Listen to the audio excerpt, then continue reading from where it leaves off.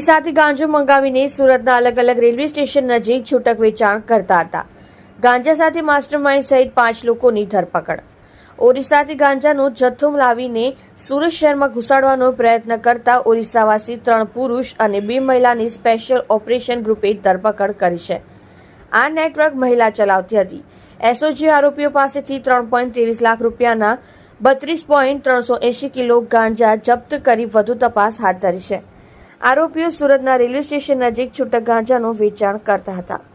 Surat special ઓપરેશને આરોપીઓની ધરપકડ કરી સારા દરવાજા રેલવે ગરનાળાની પાસે આવેલા એસએમસી શોપિંગ સેન્ટરની નજીક જાહેર રોડ પર ઓરિસ્સા રાજ્યથી સુરત શહેર ખાતે ગાંજાની ડિલિવરી કરવા માટે આવેલા આરોપી તથા ગાંજાનો જથ્થો મંગાવનાર 5 આરોપીઓની સુરત સ્પેશિયલ ઓપરેશન ગ્રુપે ધરપકડ કરી છે. આરોપી હરપ્રિયા સ્વાઈ, અમર બહેરા, કબી બારીક, અર્જિત બહેરા અને સંજુ નાયકની ધરપકડ કરવામાં આવી છે. ઓરિસ્સાથી અલગ અલગ લોકો પાસેથી ગાંજાનો જથ્થો મંગાવનાર મુખ્ય આરોપી સુરતની હરપ્રિયા છે. અગાઉ પણ તેને આવી જ રીતે ઓરિસ્સાથી અનેકવાર ગાંજાનો જથ્થો મંગાવી ચૂકી છે.